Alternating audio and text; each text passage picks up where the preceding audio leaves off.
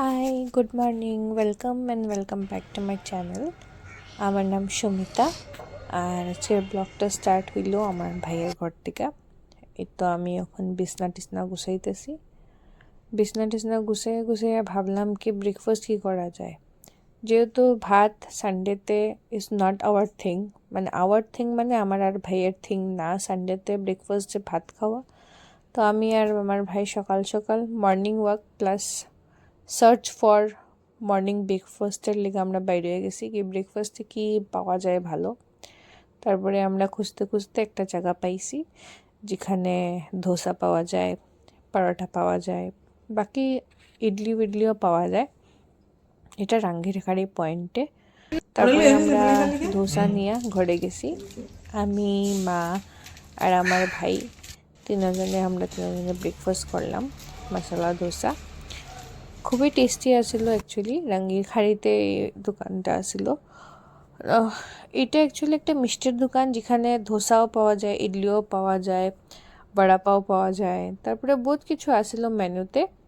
যদি তোমরা যাইবার থাকে তাহলে যেতে পারো। এটা খুবই ভালো, খুব টেস্টি আর হাইজিনিক আছিল রেস্টুরেন্টটা। তারপরে আমি রেডি হয়ে গেলাম ফটাফট ফ্রেশ হইয়া। আমি আর মা বাজারে বাইরে হয়ে গেলাম। আমরা দুজনের খুব ইম্পর্টেন্ট কয়েকটা জিনিস কেনার আসিল। যেহেতু আজকে সানডে, ম্যাক্সিমাম সব দোকান বন্ধ, তো যেগুলো আমরা কেনার আসিল এগুলো আমরা পাইছি। স্পেশালি মাছ আমি অ্যাকচুয়ালি কিনছিলাম শ্বশুরবাড়ির লিগাও আর হাফলংয়ের লিগাও। মা কয়েকটা মাছ আর কি নিয়ে যাব যেটা হাফলং পাওয়া যায় না। আর কয়েক রকমের ফ্রুটসও কিনলাম। তারপরে ঘরে রিটার্ন আইয়া আমি একটু মায়ের মকা মাছ কিনছিল। মকা মাছটা ফটাফট টমেটো পেঁয়াজ দিয়ে ফটাফট আমি একটু রেডি করে নিছি রেসিপি। আর বকফুল ভাজতেছিলাম এদিকে। আর আমার তো শাশুড়ি মা বেস্ট সব কিছু রান্না করে রাখছিল, আমরা খাইমু কইরা। তো আজকের মেনুতে বহুত কিছু আসলো, যেটা হইল গিয়া পাবদা মাছের কারি, তারপরে হইল গিয়া আলু ভাজা, আলুর লগে বেগুন আর গাজর এগুলো ভাজা আসলো। তারপরে স্পেশাল ডিশ ইলিশ মাছের ভাপা। তারপরে হইল গিয়ে ডাইল, যেটা ম্যান্ডেটরি, ডাইল ছাড়া তো খাওয়াই হয় না কেউরই। যত রকম ডিশ থাকুক ডাইল তো ইম্পর্টেন্ট। আর তারপরে হইল গিয়া লোকাল ডিমের কারি। এটা খুবই টেস্টি কারি। তারপরে আমার মা লাঞ্চ করলো আমাদের ঘরে। তার লাঞ্চ করতে করতে বিকাল হয়ে গেল। তারপরে বিকালে আমি আমার টেরেস গার্ডেনে আইয়া বহুদিন পরে 2 দিন পরে অলমোস্ট একটু লুক নিলাম। তারপরে সন্ধ্যার সময় আমার হাজব্যান্ড, আমার ভাই সবাই মিললাম ম্যাচ দেখতেছিল। আর এই ফাঁকে আমি ফটাফট ওদের জন্য একটা টিফিনের মতন বানাইছি। আর মা তারা টিফিন খাইয়েই দৌড় দিলাইল যাইব গিয়া তারার ঘরে। মা ভাই দুজনই গেল গিয়া আর আমি আমার ঘরেই থেকে গেলাম। তারারে রাস্তা অবধি দিয়ে এলাম। আর এই দেখো রাস্তাতে আজকে ক্রিকেটের আসলো, ফাইনাল ম্যাচ আসছিল। তো সব দেখো রাস্তার এই সাইডে প্রজেক্টর লাগাইয়া সবাই ম্যাচ দেখতেছিল। আর আমরাও আমাদের ঘরে ম্যাচ দেখতেছিলাম। আমরা সবাই প্রে করতেছিলাম কি ইন্ডিয়া যেরকমই হোক ইন্ডিয়াই জিতুক। সবাই প্রে করতেছিল কি ইন্ডিয়াই জিতুক। তারপরে মাতারারে ছাইড়ে আইয়া আমরা সবাই মিলে একটা গ্রুপ ডিসকাশনে বইলাম।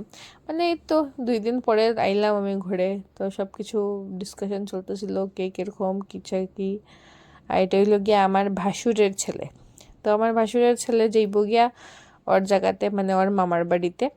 তো এটার লেগে আমি এর লগে একটু দেখা করতে আইলাম কি কীরকম চলতেছে, ভালো আছে নাকি, সব কিছু ঠিক আছে নাকি, আর যে যাইব গিয়া আমরা মিস করবো নাকি। হে কইছে আমারও তো খুব মিস করব, আর হে জলদি আইয়া যাব এটাও কইছে। আর যদি তুমি তোমরা যদি আমার ব্লগ দেখতে থাকো তাহলে হেরও সব অ্যাক্টিভিটিস তুমি ফলো করতে পারবা, সব দেখতে পারবা। এই লোক এরা স্পেশাল হিউম্যান আমার লাইফের, খুবই স্পেশাল হিউম্যান। আর স্পেশাল হিউম্যান করতে করতে তো ইন্ডিয়া তো জিততেই গেল। আর ইন্ডিয়ার জেতার পরে শিলচরে একটা পুরা ধামাইল হইল, খুব মজা লাগছে। আর এটা করতে করতে আমার দিনটা গেল। ভেরি মাচ হ্যাপি কি ইন্ডিয়া জিতছে, ইন্ডিয়া এই পজিশনে আইছে কি ইন্ডিয়ার ট্রফিটা পাইছে। আর সবই খুব মজা করলাম আমরা। আজকের রাত্রেটা খুবই মেমোরেবল নাইট থাকবো সবার লেগেই কি ইন্ডিয়া জিতলো। আর আজকের লেগে আমার ব্লগটা এখানেই শেষ হইতেছে ইন্ডিয়ার উইনিংয়ের। আর see you at my new blog. মানে টুমরো, যেটাই আমি করি, যেটাই আমি দেখাই, সব কিছু কালকে দেখানো হইব।